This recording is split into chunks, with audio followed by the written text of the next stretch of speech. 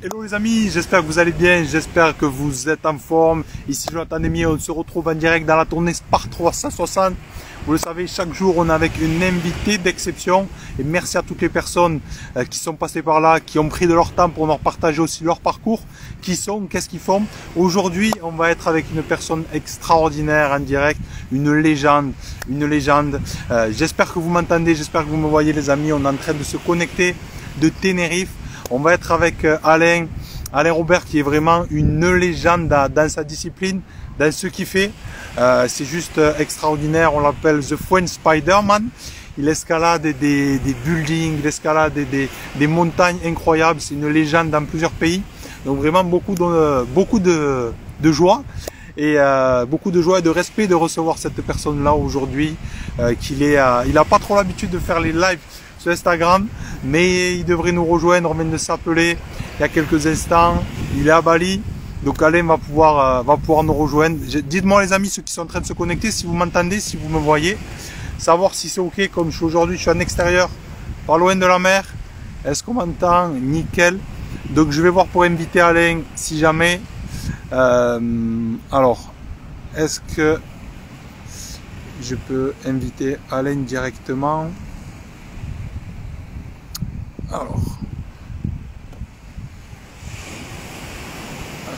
je peux pas le trouver. Pourquoi je peux pas le trouver des fois? Yes, stop. Donc les amis, on va attendre un petit peu que Alain puisse se connecter.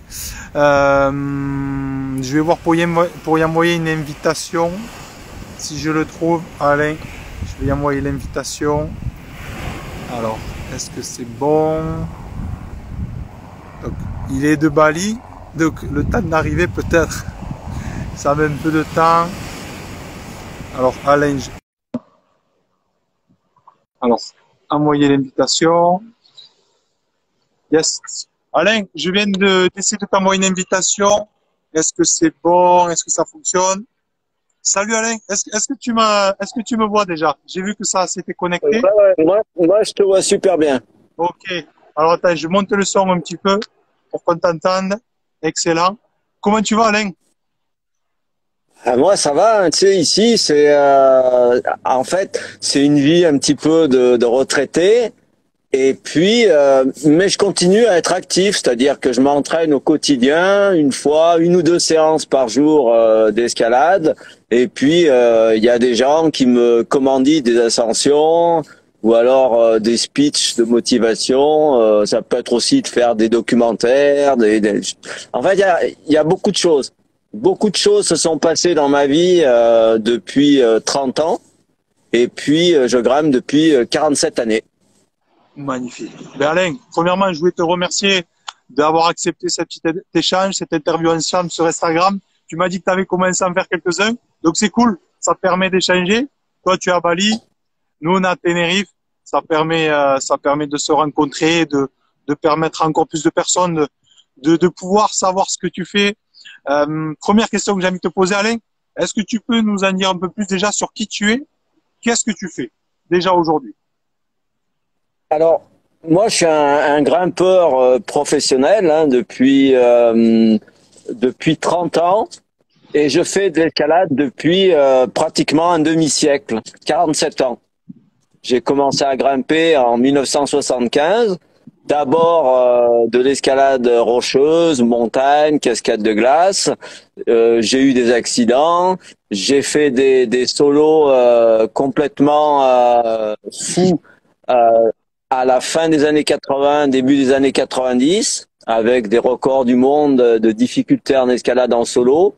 Et puis en 94, j'ai eu une demande pour grimper des gratte-ciel. Et puis ça m'a plu.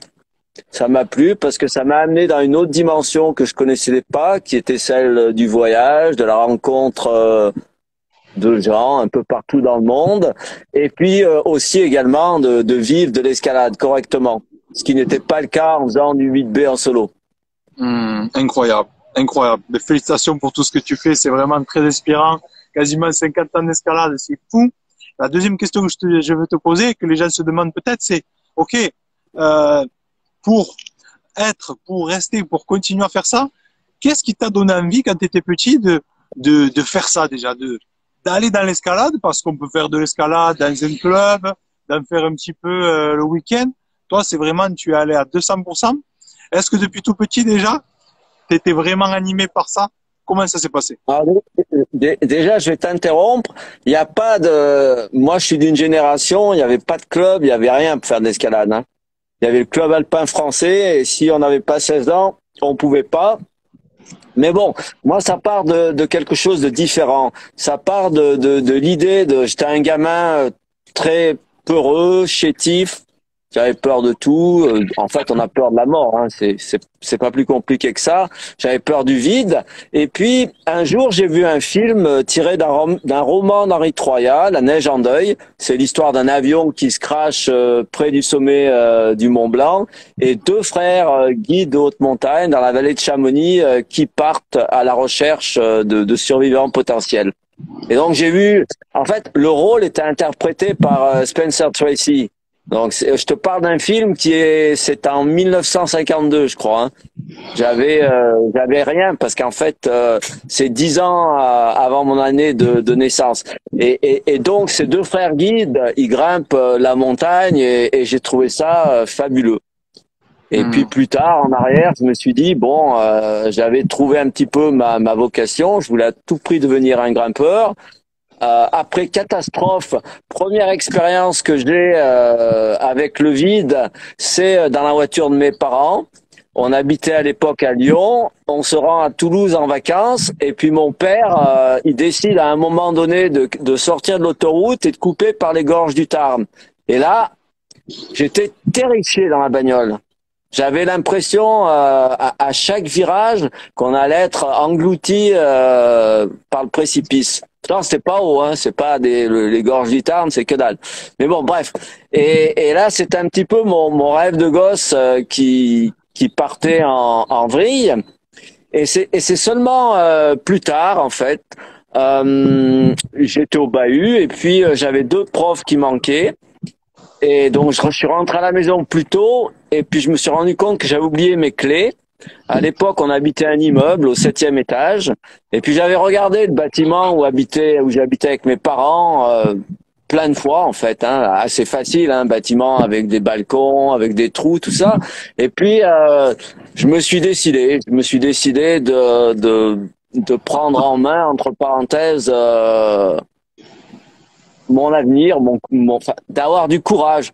Pas juste être le gars qui rêve sa vie mais qui réalise pas ses rêves. Ce jour-là, j'ai basculé. Je suis le mec, je le dis souvent dans mes speeches. Most of the people, they are dreaming their lives. As me, I did choose to dream my life. To live my dreams. Yes, yes. Et ce que tu dis, c'est pas seulement rêver, mais se donner le moyen de réaliser ses rêves, d'y aller. Exactement, parce que en fait c'est vachement important. Et ce que je t'ai expliqué, bon, c'était un peu long, c'était pour te montrer simplement que je suis pas tombé dans la potion magique. C'est même tout l'inverse. Je suis un gamin timide, qui a très peur, qui a peur de mourir, qui a peur du vide. Donc comment on fait avec ça? À part que je voulais devenir courageux. Donc c'était un peu ça je dirais que le fil conducteur de ma vie, c'est d'avoir voulu un jour, j'ai placé cette valeur du courage au-dessus de mes propres peurs. Intéressant, très très intéressant.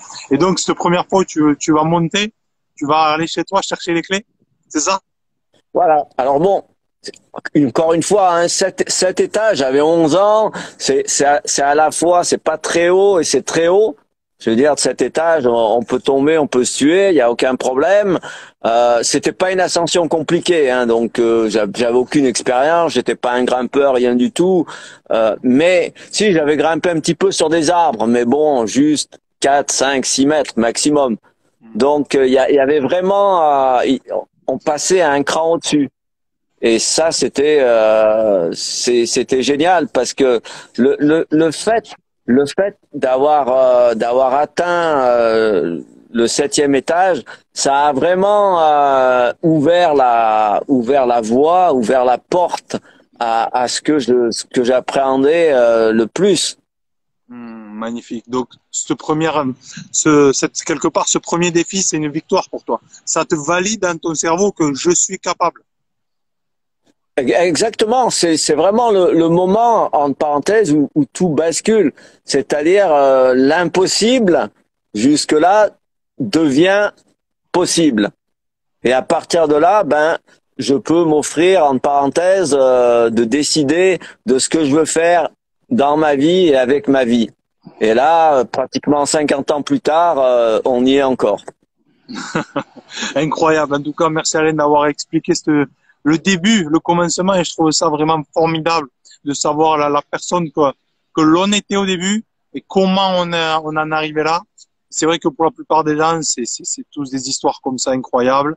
Et comment ça s'est passé du coup la suite pour toi? Parce que entre se dire un jour je vais escalader un appartement de 7 étages à avoir fait ce que tu as fait et que tu continues de faire, comment ça s'est passé? Est-ce que ça t'est une évidence? Est-ce que tu dis tous les jours je vais me continuer de m'entraîner? C'est quoi le prochain défi? Comment ça s'est passé? Un petit peu. En fait, je suis devenu scout parce que comme j'étais encore bien trop jeune pour m'inscrire au club alpin, j'avais pas d'autres possibilités. Et c'est à travers le scoutisme, j'ai rencontré un mec qui était aussi farfelu que moi et qui lui aussi rêvait de devenir un grimpeur. Et on s'est lancé tous les deux, on s'est lancé dans l'escalade, on s'est lancé les défis. On a appris l'escalade en fait de façon très très autodidacte parce qu'on n'avait on avait aucune expérience, on n'avait aucun modèle. On avait juste lu des livres de Gaston Rébuffat, de Maison, mais bon.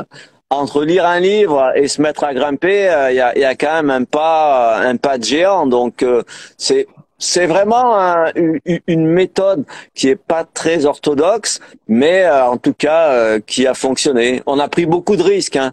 Mais bon, la vie c'est ça aussi.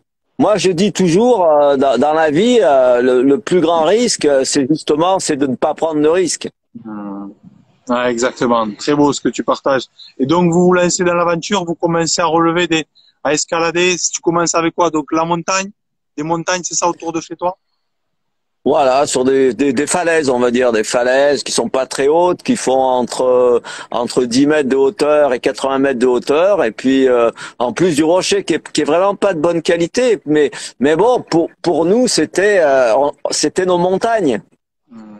Je me rappelle parce que on ouvrait des voies. Puisque jamais personne n'avait grimpé, c'était du rocher de merde. L'escalade à l'époque, on parle il y a quasiment 50 ans en arrière, l'escalade c'était pas du tout démocratisé. Donc on était là et on découvrait, on ouvrait des voies, on leur donnait des noms de montagnes mythiques de l'Himalaya, des Alpes, du massif des Écrins. Donc ouais, c'était génial. Incroyable, incroyable. Et quand tu montes ça, est-ce que vous vous assurez ou est-ce qu'il n'y a pas de... Alors, au début, oui. Au début, on s'assure et puis assez rapidement, on s'est émancipé de la corde. Pareil, on avait lu dans nos lectures les Rébuffat, les Reinhold Messner, tout ça. C'était des mecs à un moment de leur vie, ils s'étaient également émancipés de la corde. Donc, ben en fait c'est un petit peu nos modèles. On est là à regarder un petit peu. On sait pas encore à l'époque hein, qu'on est des bons grimpeurs. Hein. On n'a pas de référence. C'est-à-dire que j'ai construit une base que j'ai jamais pensé qui pouvait être aussi incroyable. Parce qu'en fait, quand mon pote qui était mon aîné de 1 an et demi à peu près, il a décidé de s'engager dans l'armée, dans les gendarmes de haute montagne, il est parti de Valence sur Briançon et là je me suis retrouvé tout seul comme un con. Donc en me retrouvant tout seul, ben je me suis mis à grimper, à continuer à faire ce que je savais faire, hein, à grimper exclusivement en solitaire. Et puis j'ai commencé à bouger, à aller voir dans le Vercors des voies de référence, des voies qui étaient cotées très difficiles, extrêmement difficiles. Et puis je me suis rendu compte qu'en fait, que ce que je croyais être à un petit niveau, j'arrivais à grimper sans corde ces escalades-là. Je me rappelle même une fois, j'étais à Archian, il y a des parois qui font 450 mètres de hauteur. Il y avait Yannick Seigneur, qui était un mec que j'étais allé voir en conférence à l'époque à Valence. Il avait gravi un 8000 ou deux 8000 en Himalaya, et j'étais allé le voir. Et qui je croise dans la voie du Levant à Archian? Yannick Seigneur, qui faisait grimper un client. Et moi, je grimpais en solo dans la voie du Levant. Incroyable. Et il y avait ce côté époustouflant. Depuis, je crois qu'il est décédé. Hein. Il était de très loin mon aîné à l'époque. Donc, moi, je vais avoir 60 ans au mois d'août. Donc, on peut supposer que Yannick Seigneur, à l'époque, il avait 15-20 ans de plus que moi, quoi. Okay. Magnifique, Alain, ce que tu nous partages. Et par rapport justement, parce que bon, les gens qui regardent, j'imagine, qui sont passionnés par le sport ou l'escalade.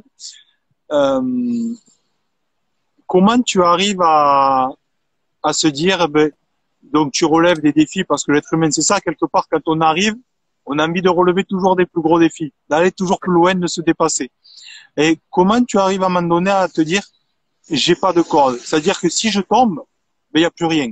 Comment tu arrives à enlever ça de ta tête? Ça, c'est assez facile, hein. C'est d'arriver à mettre sa peur de côté. De toute façon, quand on fait de l'escalade en solo, il faut quand même une grande forme de concentration. Et on peut pas à la fois se concentrer sur l'escalade et sur sa propre mort et sur ses factures d'électricité impayées. Il faut choisir. Soit je grimpe, soit je m'occupe de régler mes factures, ou soit je reste chez moi et j'ai peur. Yes. Donc, mais c'est quelque chose que tu as à la fois. Ouais, super, Alain. Et justement, c'est ça qui est intéressant, c'est quelque chose que tu as développé à force de t'entraîner, tu es arrivé à utiliser ton cerveau de façon à te focus sur l'objectif. Ouais, j'irais. Je me suis pas entraîné, je dirais que je l'ai découvert en route. Aujourd'hui, même avant une ascension, j'ai peur. Mais c'est pas parce que j'ai peur avant une ascension que je la fais pas.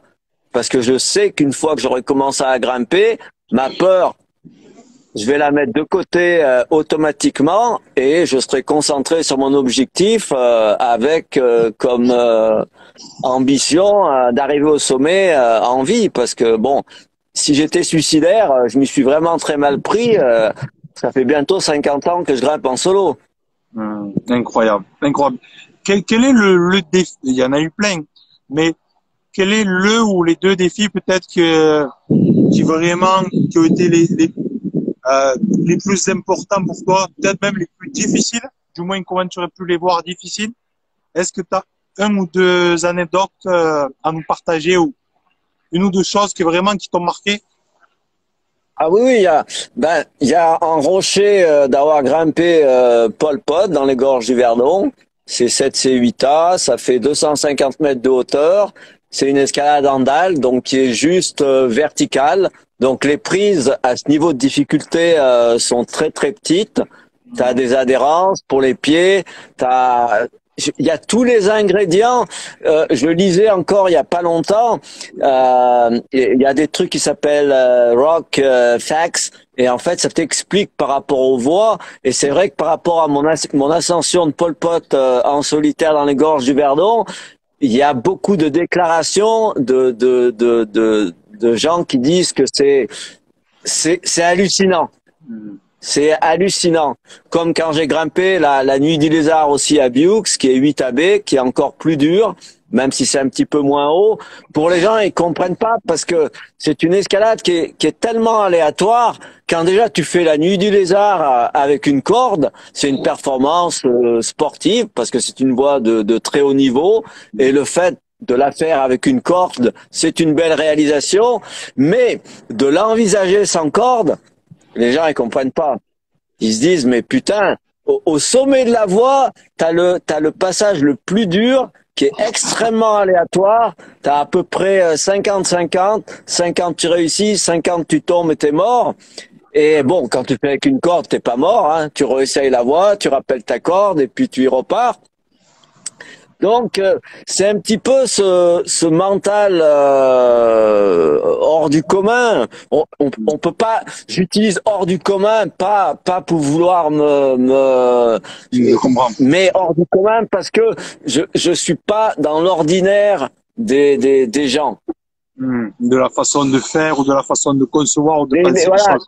ben, le fait de ces qualificatifs qui sont utilisés comme hallucinant, Alex Honnold, il parle de mes escalades en solo, il disait outrageous.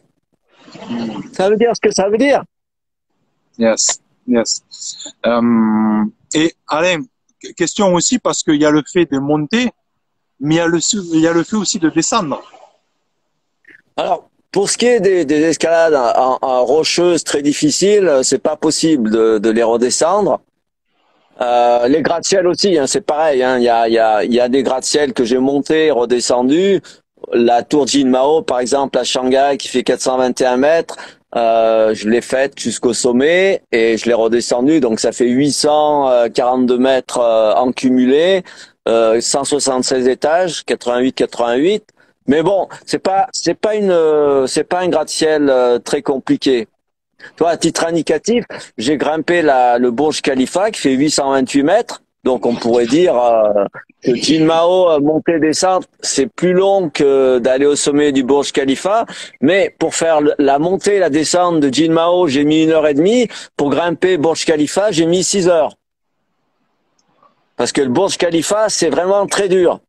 C'est je ne sais pas combien de degrés de difficulté au-dessus de Jinmao. Parce que souvent les gens ils pensent la plus haute c'est la plus dure, mais c'est pas toujours le cas. Là en l'occurrence c'est vrai. Incroyable, incroyable. En tout cas, c'est vraiment extraordinaire. Et j'imagine tu dois avoir aussi beaucoup de jeunes, rencontrer des personnes qui sont fans de ce que tu fais. Il doit en avoir aussi là et plein dans ta communauté.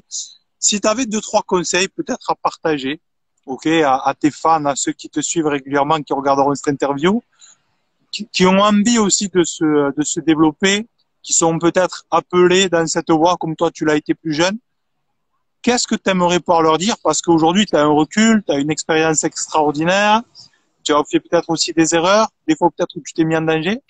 Qu'est-ce que tu aimerais conseiller si tu avais 2-3 choses pour aider justement des plus jeunes à pouvoir se lancer dans ce domaine? Ben, déjà, il y en a. Hein. J'ai des potes avec qui même on a grimpé ensemble en solo, c'est-à-dire sans corde, sans rien, les uns à côté des autres. Il y a Léo Urban, il y a Alexis Landau qui a 21 ans, il y a Marcine qui a 34 ans et moi qui en ai quasiment 60. Donc c'est intéressant. Bon, pour l'instant, ils en sont à répéter des buildings relativement faciles que j'ai grimpé, certains que j'ai grimpé récemment, d'autres que j'ai grimpé il y a très longtemps en arrière. Et petit à petit, ils sont dans le même jeu, c'est-à-dire qu'ils commencent à grimper des buildings de plus en plus difficiles. Mais par contre, c'est pas des grimpeurs, c'est pas des rochassiers. Moi, ce qui se passe, c'est que moi, j'arrive du milieu de très haut niveau de l'escalade rocheuse et en solitaire, même le record mondial de difficulté au début des années 90. Et aujourd'hui, ce que j'ai fait au début des années 90, ça reste toujours d'actualité. Donc, moi, avec ce background, ça m'a permis au début de ma carrière de gratte-ciel, ça m'a permis de faire des trucs très très durs. Alors que eux, ce sont des gens qui ont commencé l'escalade plus récemment et qui doivent déjà devenir des grimpeurs de haut niveau pour pouvoir faire des escalades sur des gratte-ciel plus difficiles. Mais bon, voilà, ils sont en bonne voie. Mais bon, je pense pas que ni Alexis, ni Léo, ni Marcine, ils feront des 8A et des 8B en solo. Ils vont se cantonner à faire des gratte-ciel de plus en plus difficiles. Je sais pas si ils ont pour objectif de grimper Areva à la Défense ou la tour Sears Tower, qui sont un petit peu les buildings les plus difficiles que j'ai grimpés dans ma carrière. Il y en a quelques-uns, il y en a pas que deux, il y en a à peu près. Je peux en trouver une dizaine à peu près. Faut que je réfléchisse un petit peu. Excellent. Ce que Mais bon, tu voilà. dis. Ouais. En fait, ce que je veux dire, c'est que il y a une émulation. Ces jeunes qui se sont mis à l'escalade urbaine, c'est grâce à moi. D'ailleurs, ils répètent des gratte-ciel que j'ai grimpé au préalable. Et puis bon, on est, même si je suis à Bali, on est régulièrement en contact. On a grimpé ensemble l'année dernière en septembre. On a grimpé la tour Totale. Moi, c'était la 12e fois que je la grimpais et eux, c'était la deuxième fois qu'ils la faisaient. Et c'était sympa parce qu'on a partagé une aventure formidable. Ça m'était jamais arrivé en fait de grimper comme ça en solo à quatre. C'est intéressant. Et puis en fait, il y a le fossé, plutôt je dirais, il y a le décalage d'âge entre chacun, puisque Alexis il a 21 ans et moi j'entrais dans ma 60e année à ce moment-là, donc on avait quasiment 40 années de différence. En gros, Alexis pouvait être mon petit-fils. Yes. Léo, mon fils aîné, par exemple, qui est à Pézenas, il a 34 ans. Mon deuxième fils, il a 32 ans et mon fils français le plus jeune, lui, il a 27 ans. Et ils ont tous des enfants, c'est-à-dire que j'ai 7 petits-enfants. Je suis grand-père 7 fois. Magnifique. Et là, ici à Bali, j'ai un gamin qui s'appelle Achilles, qui a 7 ans et demi. Incroyable. C'est beau parce que ce que tu partages, c'est que quelque part, ce que tu as fait aussi, ça se transmet quelque part de génération en génération. Et ça, c'est beau. Et, oui, parce que je te parle en parenthèse de Léo, Alexis et Marcide, mais il y en a d'autres. Hein. Je connais pas leur vrai nom, mais il y a un mec qui s'appelle Enzo. On s'est parlé aussi quelques fois. On a même fait un live avec Instagram.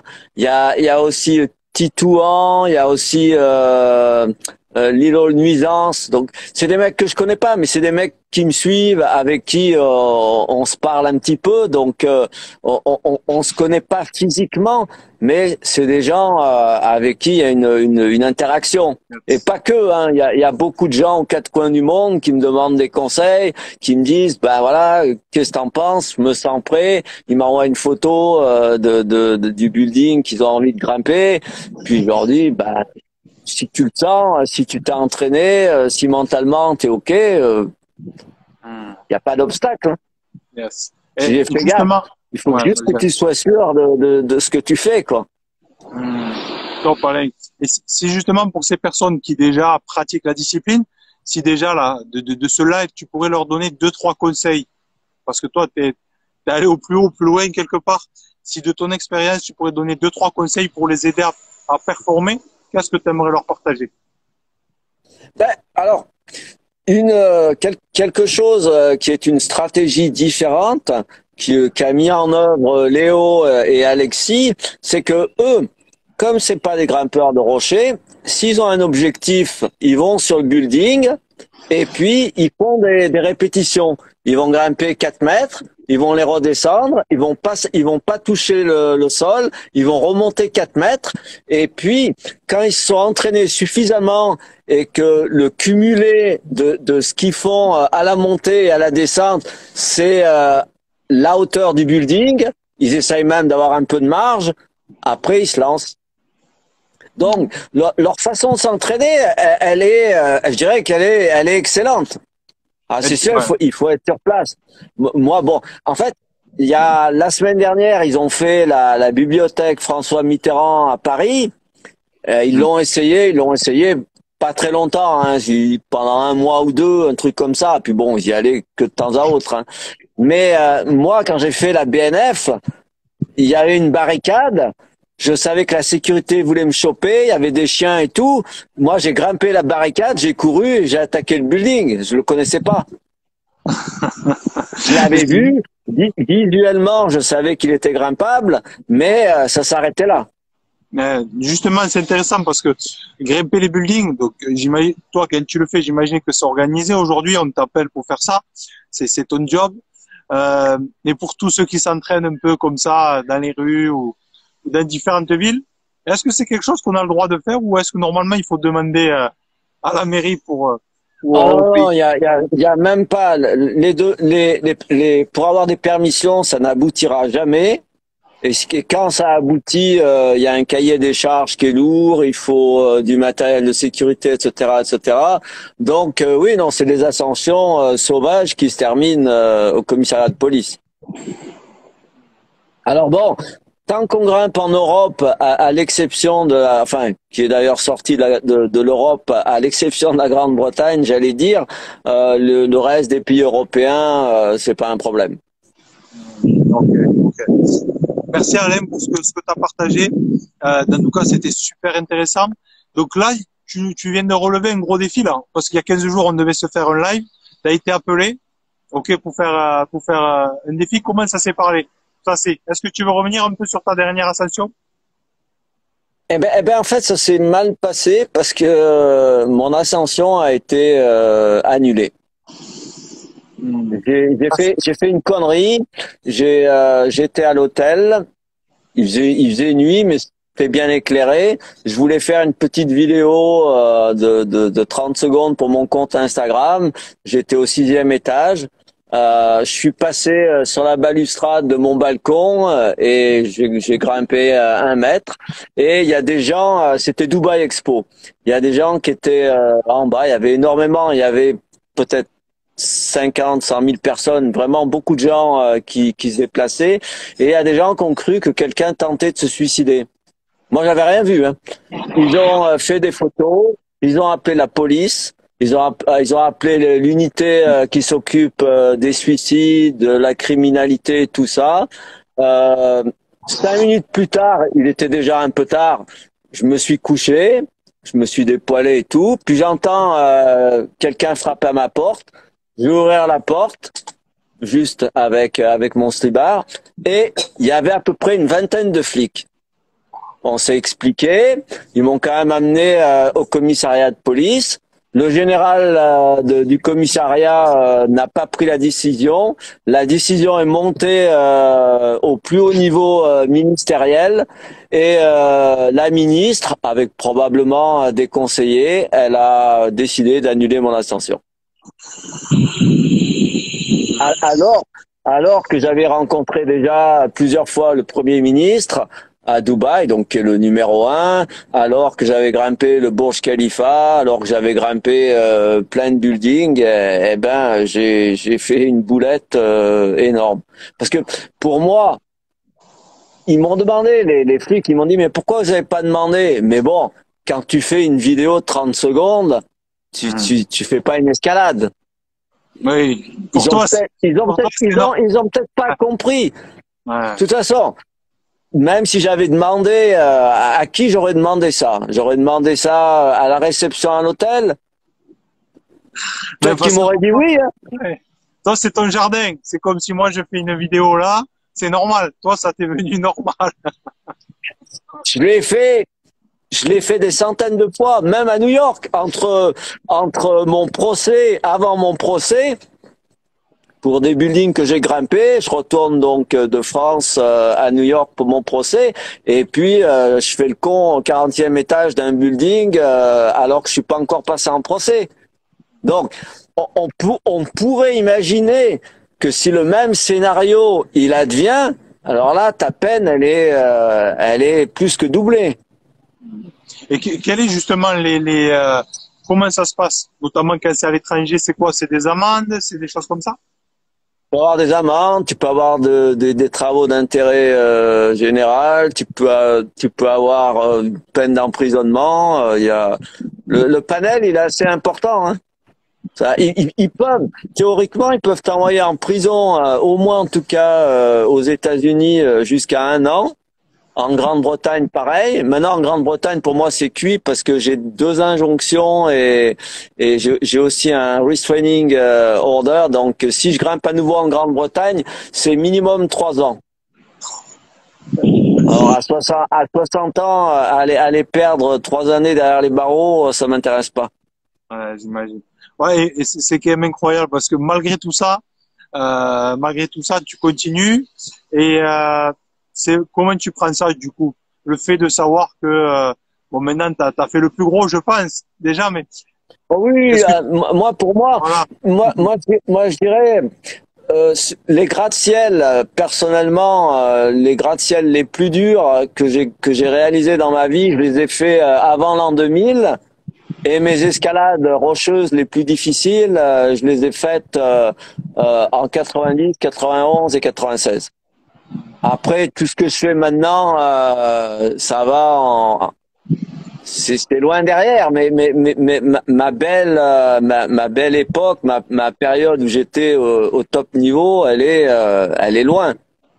Je veux dire, si par exemple c'était à l'échelon de la compétition, ce serait un petit peu comme quand Björn Borg il a voulu rejouer un match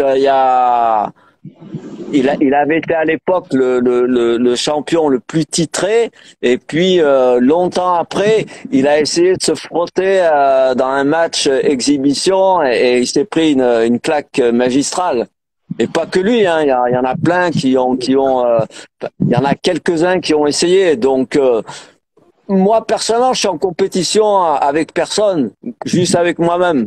Donc, je m'en fous. Maintenant, voilà. Je suis honnête avec moi. Je sais pertinemment que mes performances, mes belles années, elles sont 30 ans en arrière. Elles sont pas maintenant. excellent. Tu as déjà fait quasiment tout, les choses les plus incroyables. Et à travers tout ça, quelque part, euh, si à la fin de ta vie, on te dit OK Alain, tu peux laisser qu'une seule phrase, un seul message dans ce monde où il y aura gravé ton nom, ton prénom, qu'est-ce que tu aimerais laisser graver? Ben, ça serait pareil d'aller au bout de ses rêves.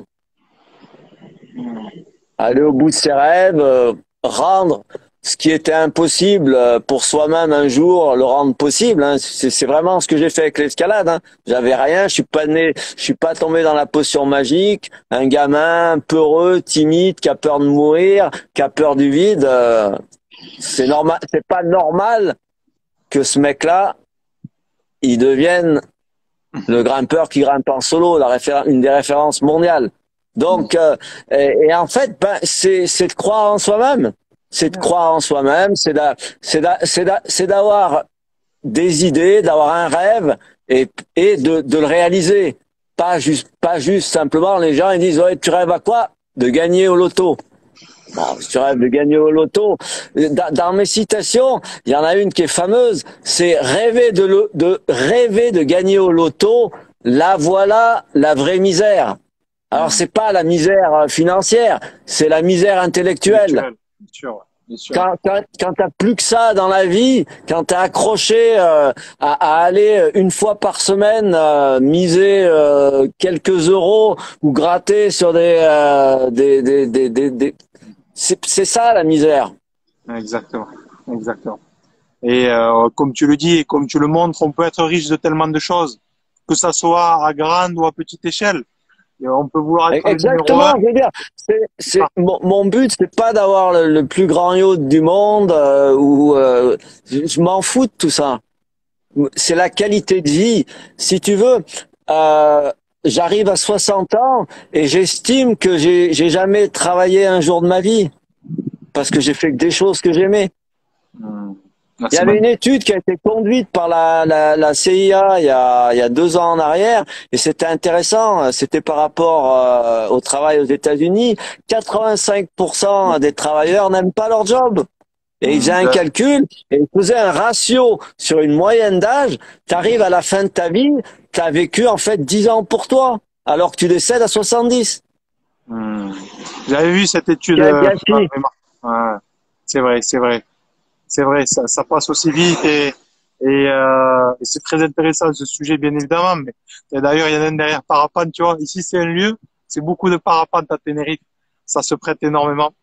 Et c'est ça aussi. C'est aussi à un moment donné, et encore une fois, on est tous dans des situations différentes, mais se dire, mais qu'est-ce que je peux faire qui quelque part. Exactement. C'est pas, c'est pas l'escalade. L'escalade, c'est moi. Ça me représente moi. Mais ça peut être faire de la peinture, ça peut être jouer du piano, ça peut être, ça peut être cuisiner. Il y a la diversité, elle est énorme. Simplement, il y a un moment dans la vie où il faut se poser et savoir un petit peu où on en est. Qu'est-ce qu'on fait? Est-ce que je suis content dans ma vie ou est-ce qu'il faut tout effacer et tout recommencer? Et on a cette possibilité. Simplement, il y en a pas beaucoup. C'est marginal. Il y en a très peu qui la choisissent. Mais pourquoi? Parce que les gens ils pensent que c'est pas possible. Parce que on est aussi on est dans le moule. On est dans le moule. On nous vend. On est quand même très formaté. Là, ce qui se passe en ce moment au niveau des médias, c'est extraordinaire. Tous les jours, je regarde 1 heure, 2 heures, 3 heures de vidéos sur YouTube de gens d'ailleurs qui sont régulièrement censurés. Et bon, on est en train on découvre petit à petit à quel point on est manipulé par les États-Unis et par les pays de l'OTAN. Et c'est un scandale. C'est clair. Et c'est pour ça que ce que tu fais, c'est pour ça que si individuellement, comme tu le dis, déjà, on essaye de faire des choses que l'on aime dans notre vie de tous les jours, ça ralimente ses rêves, ça ralimente ce qui est important pour nous. Et petit à petit, on récupère cette liberté. Un cas qui me tient à cœur, c'est Julian Assange, qui est en prison maintenant depuis plusieurs années. Ce mec-là, il a juste fait que divulguer des renseignements secret défense qu'il a eu. Hein, c'est pas lui qui a été les chercher. Hein. On lui les a envoyés. Il a créé son site WikiLeaks et pour ça maintenant, on demande de l'extrader de la Grande-Bretagne sur les États-Unis. Et j'ai écouté ce matin que s'il est extradé aux États-Unis, il est déjà dans une prison en Grande-Bretagne sous très haute surveillance et il finira fou aux États-Unis. Alors que ce gars, il a rien fait. Il a juste fait que dénoncer les crimes commis par les États-Unis en Irak, en Afghanistan, en Libye et en Slovaquie. Et la liste est longue, en Yougoslavie. Et voilà, voilà ce qu'a fait Julian Assange. Et il est condamné pour ça. C'est vrai. C'est quelque part la vérité. La vérité, c'est quelque chose qui peut être effrayant. Et tout le monde ne veut pas que la vérité se sache. Mais tôt ou tard, la vérité, elle n'intéresse personne. Il y a beaucoup de choses en jeu. Il y a tellement de choses en jeu. L'armement, le monde pharmaceutique aussi. Ce qui s'est passé, la gestion de la pandémie mondiale du Covid-19, qui se passe en ce moment à Shanghai. C'est hallucinant. Donc on voit bien, on a l'impression d'être libre, on est libre de rien du tout en fait.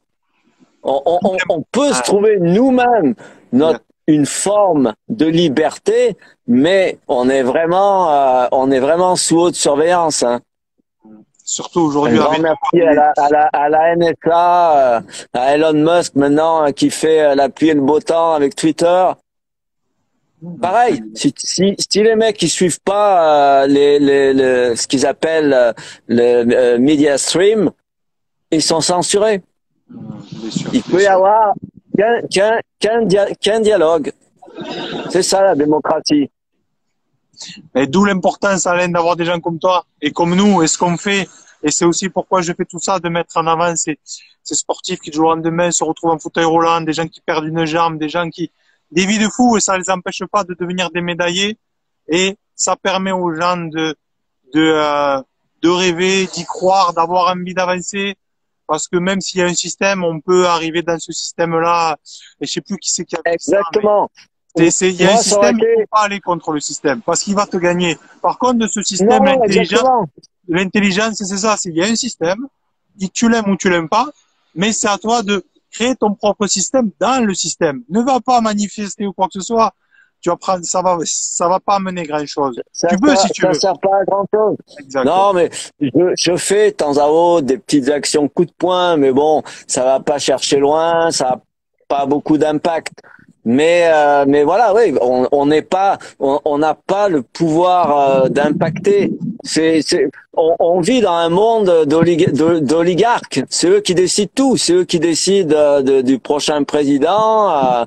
C'est pas. C'est pas ce qu'on avait l'impression. Moi, je croyais, j'étais aussi con et aussi naïf que tout le monde. Hein. Mmh.